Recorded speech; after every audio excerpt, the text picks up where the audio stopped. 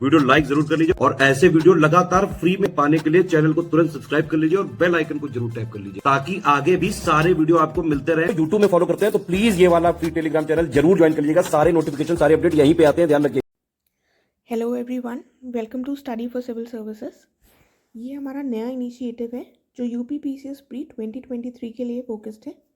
इसमें हम प्रीलिम से रिलेटेड जो भी इम्पॉर्टेंट टॉपिक्स हैं उनको डिस्कस करेंगे और मैं ट्राई करूँगी कि वो जो टॉपिक्स हैं उनसे रिलेटेड जो क्वेश्चंस पूछे गए हैं उनको भी इसमें ऐड किया जाए। साथ में हम कोई करेंट टॉपिक को भी लेंगे, ठीक है।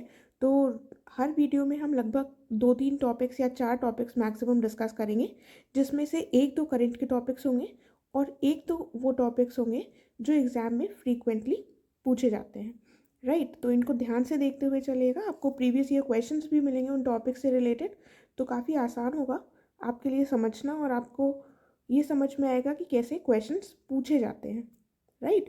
कई बार हम देखते हैं कि सेम टॉपिक से डिफरेंट क्वेश्चंस पूछे जाते हैं, तो हम एक टॉपिक को पूरा होलिस्टिकली कवर करने का प्रयास करेंगे और ये बाइलिंगुअल होगा। तो अगर आप इंग्लिश मीडियम के हैं या हिंदी मीडियम के, दोनों ही लोग इससे बेनिफिट ले सकते हैं। एंड इसको स्टार्ट करने से पहले मैं आपको बताना चाहूँगी कि स्टडी फॉर सिविल सर्विसेज के UPSC, BPSC, UPPSC, UP triple SC और ईपीएफओ सभी एग्जाम से संबंधित बैचेस चल रहे हैं। आप गिवन नंबर्स पर कॉल कर इनसे संबंधित जानकारी ले सकते हैं और साथ में फ्री टेलीग्राम चैनल को भी ज्वाइन कर सकते हैं, ठीक है। तो आइए अब हम स्टार्ट करते हैं अपने इनिशिएटिव के साथ। इसको अगर आप रेगुलरली फॉलो करेंगे तो डेफिनेटली आपको बहुत मदद मिलेगी। तो सबसे पहला टॉपिक है एनवायरनमेंट प्रोटेक्शन एक्ट, यानी कि पर्यावरण संरक्षण अधिनियम, जो 1986 में आया था। तो सबसे पहले जो पॉइंट इम्पॉर्टेंट है वो तो ये कौन से ईयर में आया था, यही इम्पॉर्टेंट है। कई बार पूछा जा चुका है कि ये एक्ट कौन से ईयर में आया है, तो याद रखिएगा 1986 का एक्ट है ये, और ये 19 नवंबर 1986 को लागू हुआ है। तो कई बार क्वेश्चन को थोड़ा डिफिकल्ट बनाने के लिए डेट भी पूछ लेते हैं, तो याद रखिएगा 19 नवंबर को लागू हुआ था ये 1986 में। और इससे संबंधित और इम्पोर्टेंट कौन से पॉइंट्स हुए कि ये कौन से एक्ट के अंतर्गत लागू किया गया है। तो ये आर्टिकल 253 है जो हमारे कॉन्स्टिट्यूशन का, उसके तहत इसको लागू किया गया है। अब हमको ये भी पता होना चाहिए कि आर्टिकल 253 एग्जैक्टली है क्या, तो वो मैं आपको बता देती हूँ। तो आर्टिकल 253 है, ये क्या बात करता है, इसके अंतर्गत ये प्रोविज़न किया गया है कि कोई भी अगर इंटरनेशनल अग्रीमेंट होगा तो उसको किसी देश में, जैसे भारत में लागू करना है अगर हमको, तो आर्टिकल 253 के अंतर्गत उसको, उस इंटरनेशनल अग्रीमेंट को इंडिया में लागू करने के लिए एक्ट बनाने का प्रावधान दिया गया है। तो याद रखिएगा इसके अंतर्गत हमारा एनवायरमेंटल प्रोटेक्शन एक्ट 1986 इस्टेब्लिश किया गया था, बनाया गया था, ठीक है। उसके बाद अगला पॉइंट देखते हैं, इसमें क्या कहा गया है कि जो पर्पस है एक्ट को इम्प्लीमेंट करने का वो क्या है, वो United Nations conference on the human environment, जो एक कॉन्फ्रेंस हुई थी जून 1972 में, ठीक है। जून 1972 में कॉन्फ्रेंस हुई थी, जिसको स्टॉकहोम कॉन्फ्रेंस भी कहा जाता है। तो इसमें जो डिसीजन लिया गया था, इसको इम्प्लीमेंट करने के लिए बेसिकली ये कानून 1986 में लाया गया। और ये भी कहा जाता है कि इस कानून को लाने का प्रेशर बढ़ गया था भोपाल गैस ट्रेजेडी के बाद। तो भोपाल गैस ट्रेजेडी का नाम आपने सुना होगा और कई बार पीसीएस में इससे रिलेटेड क्वेश्चन आ चुका है। ये हुई कब, ये हुई दिसंबर 1984 में। कब हुई, दिसंबर 1984 में, ईयर याद रखिएगा। और सबसे इंपॉर्टेंट जो क्वेश्चन है भोपाल गैस ट्रेजेडी से रिलेटेड, इसमें पूछा जाता है कौन सी गैस लीक होने के कारण ये ट्रेजेडी हुई थी। तो बताइए जल्दी से सोचकर, कौन सी गैस लीक हुई थी। वो हुई थी मिथाइल आइसोसाइनेट,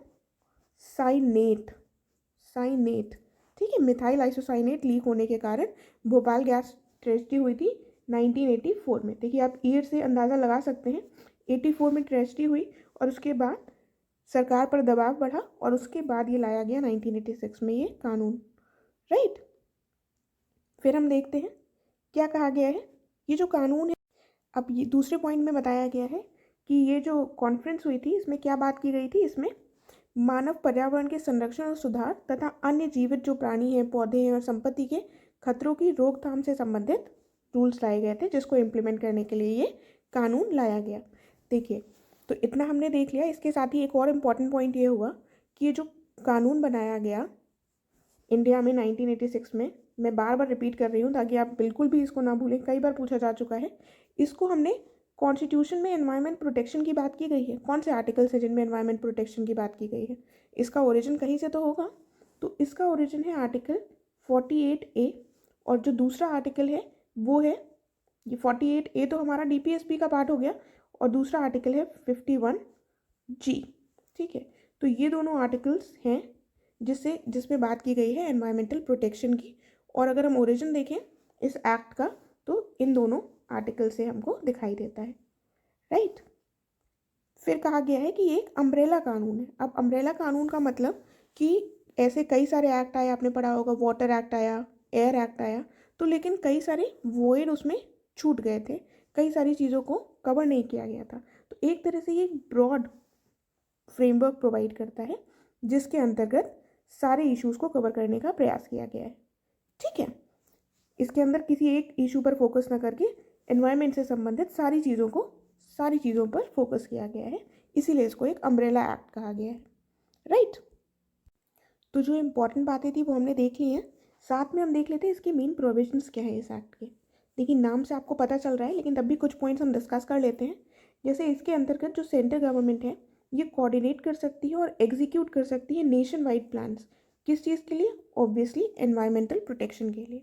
और ये मैंडेट कर सकता है एनवायरमेंटल क्वालिटी स्टैंडर्ड्स को, और साथ में ये रिस्ट्रिक्शंस लगा सकता है कि कहाँ पर लोकेशन होगी इंडस्ट्रीज़ की, कहाँ पर इस्टेब्लिश होंगी, कहाँ पर नहीं होंगी। ठीक है, और एनवायरमेंटल क्वालिटी स्टैंडर्ड्स में आपकी जैसे एयर क्वालिटी का क्या स्टैंडर्ड होगा, इससे संबंधित भी ये कुछ मैंडेट्स जारी कर सकता है। देखिए, तो इसमें क्या कहा गया है कि इस एक्ट के तहत कोई भी व्यक्ति अपार्ट फ्रॉम द वन जो गवर्नमेंट ऑफिसर हो, जो ऑथराइज किया गया हो गवर्नमेंट के द्वारा ऑफिसर, उसके अलावा कोई भी व्यक्ति कंप्लेन कर सकता है यदि इस कानून के प्रोविजंस को लागू नहीं किया जा रहा है, राइट। तो ये हमने देख लिया है एनवायरमेंट प्रोटेक्शन एक्ट 1986 से संबंधित। और उसके बाद जो 2022 प्रीलिम्स में क्वेश्चन पूछा गया है, इसका आंसर आप आसानी से कर सकते हैं, और अब इसमें आप बिल्कुल भी कंफ्यूज नहीं होंगे मुझे लगता है। पूछा गया है कि when the environment protection act for the protection and preservation of environment was pass by the government of India, कब पारित किया गया था इसको भारत सरकार के द्वारा? तो ऑप्शन है आपके सामने, अब आपको ऑप्शन देखने की भी ज़रूरत नहीं है। 1986 में पारित किया गया था, ठीक है। और इस एक्ट से संबंधित कई बार सवाल पूछे जा चुके हैं प्रीलिम्स में, तो इसको ध्यान से देख लीजिएगा, क्योंकि ज़रूरी नहीं है हमेशा हमसे यही पूछे, इससे संबंधित कुछ और भी पूछा जा सकता है। देन दूसरा जो हमारा टॉपिक है वो है यूनाइटेड नेशंस डेवलपमेंट प्रोग्राम, यानी कि संयुक्त राष्ट्र विकास कार्यक्रम UNDP। इससे संबंध में जो बेसिक इन्फॉर्मेशन है पहले वो देख लेते हैं, क्योंकि इन बड़े ऑर्गेनाइजेशंस की हमें जो हेडक्वार्टर्स हैं, ये कब स्टैब्लिश हुए, ये सारी चीज़ें पता ही होनी चाहिए, क्योंकि ये कभी भी पूछी जा सकती हैं। तो ये न्यूयॉर्क में इसका हेडक्वार्टर है, और 1965 में ये स्टैब्लिश हुआ था। और इसमें एक एग्जीक्यूटिव बोर्ड होता है जिसमें 36 कंट्रीज़ के रिप्रेजेंटेटिव्स होते हैं, और ये रोटेशनल बेसिस पर इस एग्जीक्यूटिव बोर्ड का हिस्सा बनते हैं, राइट। इसका एम्फेसिस क्या रहता है कि जो भी लोकल कैपेसिटी है इसको डेवलप किया जा सके, और आत्मनिर्भरता यानी कि सेल्फ सफिशिएंसी और समृद्धि प्रॉस्पेरिटी को बढ़ावा दिया जा सके, राइट।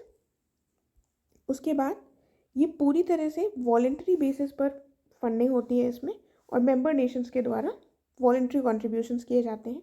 अब जो सबसे इम्पॉर्टेंट पॉइंट आता है UNDP का, वो है HDI, ह्यूमन डेवलपमेंट इंडेक्स। इसके बारे में आपने डेफिनेटली सुना होगा, कई बार इंडिया की रैंक पूछी गई है ह्यूमन डेवलपमेंट इंडेक्स में, तो इसको हम देख लेते हैं। अब हमको ये पता चल गया है HDI को पब्लिश कौन करता है, यूनाइटेड नेशंस डेवलपमेंट प्रोग्राम, ठीक है। तो सितंबर 2022 में HDI 2021-22 रिपोर्ट जारी की गई थी, ठीक है। ये जो रिपोर्ट जारी की गई थी इसमें इंडिया की रैंकिंग थी 132। क्या रैंक थी? 132 रैंक थी। याद रखिएगा, क्योंकि कई बार पुराना करंट अफेयर भी पूछ लेते हैं। और इससे पहले जब इस रिपोर्ट को जारी किया गया था तब इंडिया की रैंक क्या थी? 130, राइट। तो इंडिया की जो रैंक है वो ख़राब हुई है ह्यूमन डेवलपमेंट इंडेक्स में। तो ये एक इम्पॉर्टेंट पॉइंट बनता है हमारे सामने। उसके बाद थोड़े से और पॉइंट्स देख लेते हैं। अब जो ह्यूमन डेवलपमेंट इंडेक्स है, इसके इंडिकेटर्स क्या हैं? तो HDI बेसिकली, तो ये जो HDI है, ह्यूमन डेवलपमेंट इंडेक्स, ये बेसिकली इसको मेजर किया जाता है 3 बेसिक डायमेंशंस पर। वो 3 बेसिक डायमेंशंस क्या हैं? सबसे पहली हो जाएगी लॉन्ग एंड हेल्दी लाइफ, दूसरा हो जाएगा एजुकेशन, और तीसरा हो जाएगा डिसेंट स्टैंडर्ड ऑफ लिविंग। तो एक आपका हो गया आपके स्वास्थ्य से संबंधित, दूसरा शिक्षा से संबंधित, और दूसरा जीवन का जो स्तर है, डिसेंट स्टैंडर्ड ऑफ लिविंग है कि नहीं। तो यहाँ पर ये 3 हमारे डायमेंशंस हैं जिसके अंतर्गत HDI रैंकिंग रखी जाती है। और इसके 4 इंडिकेटर्स हैं। इंडिकेटर्स कितने हैं? 4 HDI के। ठीक है, वो 4 इंडिकेटर्स क्या हैं? सबसे पहला लाइफ एक्सपेक्टेंसी एट बर्थ, कि कोई बच्चा यदि पैदा हो रहा है तो वो कितने समय तक जीता है। ठीक है, उसके बाद mean years of schooling, mean years मतलब एवरेज ईयर्स ऑफ स्कूलिंग कितना है। उसके बाद एक्सपेक्टेड ईयर्स ऑफ स्कूलिंग कितना है, कि कब तक, कितने सालों तक, कितने वर्षों तक बच्चे स्कूल जाते हैं। और चौथा हो जाएगा हमारा ग्रॉस नेशनल इनकम जो निकाली जाती है किसी देश की। तो ये 4 हमारे इंडिकेटर्स हैं HDI के, राइट। तो ये इंपॉर्टेंट पॉइंट्स हैं जो हमने HDI के देख लिए हैं।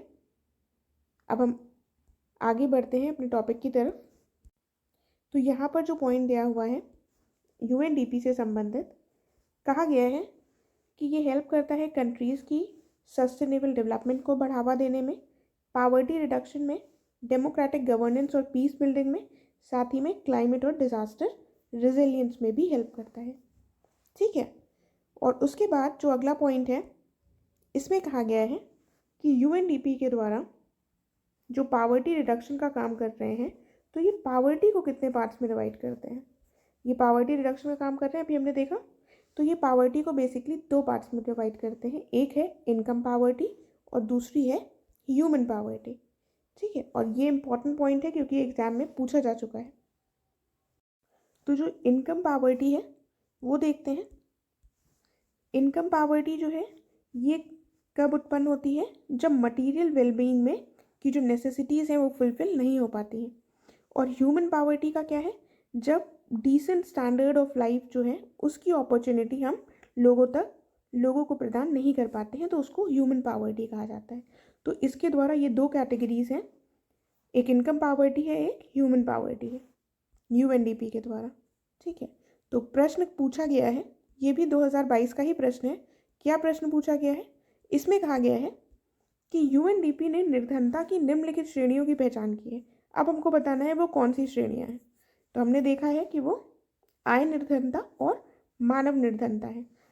कौन सा ऑप्शन सही हो जाएगा? Option C।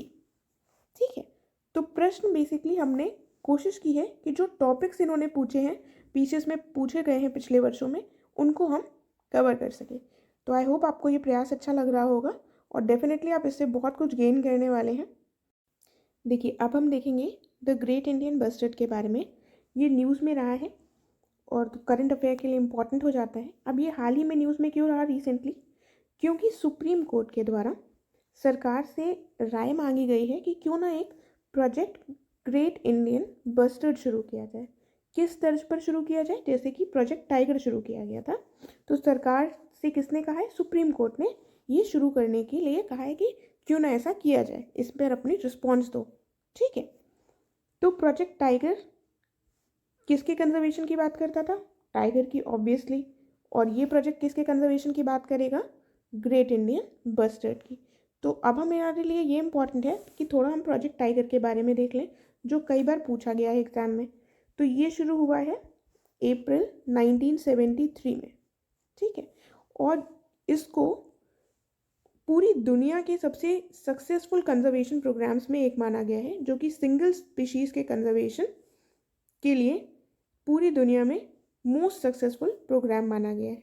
तो ये भी एक इम्पॉर्टेंट पॉइंट है, एग्जाम में पूछा जा सकता है कि कौन सा ऐसा प्रोजेक्ट सरकार के द्वारा लाया गया था जो सिंगल स्पीशीज़ के लिए सबसे सक्सेसफुल रहा है दुनिया में। तो वो कौन सा आंसर हो जाएगा? हमारा प्रोजेक्ट टाइगर। ठीक है, तो अब हम आते हैं अपने ग्रेट इंडियन बस्टर्ड पर। तो इसके कंजर्व करने की ज़रूरत क्यों पड़ने लगी? क्योंकि इनकी पॉपुलेशन डिक्लाइन हो रही है और इस समय पर इनका स्टेटस क्या है? इनका स्टेटस जो IUCN की रेड लिस्ट है उसमें इस बर्ड का स्टेटस क्या है, क्रिटिकली एंडेंजर्ड। ठीक है, क्रिटिकली एंडेंजर्ड कंडीशन में है, तभी इनको कंजर्व करने की ज़रूरत पड़ रही है। आगे देखते हैं। देखिए, ये जो ग्रेट इंडियन बस्टर्ड है ये कौन से स्टेट की स्टेट बर्ड है, ये है राजस्थान की स्टेट बर्ड। और आपको पता है इंडिया का मैप, यहाँ है राजस्थान और बगल में है पाकिस्तान। तो बर्ड्स को तो नेशनल बॉर्डर्स नहीं पता है, ऑब्वियसली बर्ड्स यहाँ पर भी उड़कर जा सकती हैं और वही ये बर्ड्स करती हैं और यहाँ पर उड़कर जाती हैं। और पाकिस्तान का जो सिंध वाला रीजन है वहाँ पर उड़कर जाती हैं, तो यहाँ पर इनकी कर दी जाती है पोचिंग। पोचिंग मतलब दे आर पोच्ड, मतलब इनका शिकार कर दिया जाता है, इनको मार दिया जाता है। तो जो पक्षी ऑलरेडी एक्सटिंक्शन के कगार पर है उसको अगर हम पोच कर देंगे तो उसकी पॉपुलेशन और कम हो जाएगी, राइट। ये तो मतलब ऑब्वियस सी बात है, इसीलिए इसके कंजर्वेशन की बात उठाई जा रही है। और ये रिप्रेजेंट करते हैं ग्रासलैंड इकोलॉजी की हेल्थ को भी, तो ये भी एक इम्पॉर्टेंट पॉइंट हो जाता है। आगे देखते हैं कि अब इंडिया में इसकी पॉपुलेशन एक्चुअली है कहाँ कहाँ पर। तो सबसे ज़्यादा इसकी पॉपुलेशन राजस्थान और गुजरात में पाई जाती है। उसके बाद कुछ हिस्सा, कुछ बर्ड्स हमें महाराष्ट्र में देखने को मिलती हैं और कुछ कर्नाटक में और कुछ आंध्र प्रदेश में, राइट। और एक इंटरेस्टिंग फैक्ट ये है कि इनकी अगर पॉपुलेशन देखें कि इनकी कितनी पॉपुलेशन है, तो ये लगभग इसकी पॉपुलेशन है 150। राजस्थान में 150 पक्षियाँ बची हैं और ये 95% ऑफ टोटल वर्ल्ड पॉपुलेशन है। मतलब किस कगार पर पहुंच गई हैं ये जो 150 पक्षियाँ हैं, ये 95% है टोटल वर्ल्ड पॉपुलेशन। इसका मतलब अगर इनकी अभी सुरक्षा नहीं की गई तो ये बहुत ही जल्द पूरी तरह से एक्सटिंक्ट हो जाएंगी, राइट। और इनको, लेकिन इनके सामने थ्रेट क्या क्या है, एक तो आपको बता दिया कि इनका शिकार कर लिया जाता है, दे आर पोच्ड। उसके अलावा क्या क्या थ्रेट्स हैं इनके सामने, एक दूसरा थ्रेट है collision with power transmission lines. आप देखते हैं कि अगर कोई भी तार जा रहा है तो बर्ड्स उससे टकरा जाती हैं और ये ग्रेट इंडियन बस्टर्ड के समक्ष ये इंपॉर्टेंट थ्रेट है, ठीक है। उसके बाद हंटिंग, जो हम ऑलरेडी डिस्कस कर चुके हैं। हैबिटेट लॉस, ये आपको ऑलरेडी पता है कि अगर जो भी जानवर, पशु या पक्षी कोई भी होगा, अगर उसका स्थान मानवों के द्वारा ग्रहण कर लिया जाएगा, वहाँ पर बिल्डिंग्स, इंफ्रास्ट्रक्चर बना दिए जाएंगे, तो ऑब्वियसली जो इनका हैबिटेट है वो तो ख़त्म हो जाएगा, जिसकी वजह से इनके एक्सटिंक्शन के चांसेस बढ़ जाते हैं।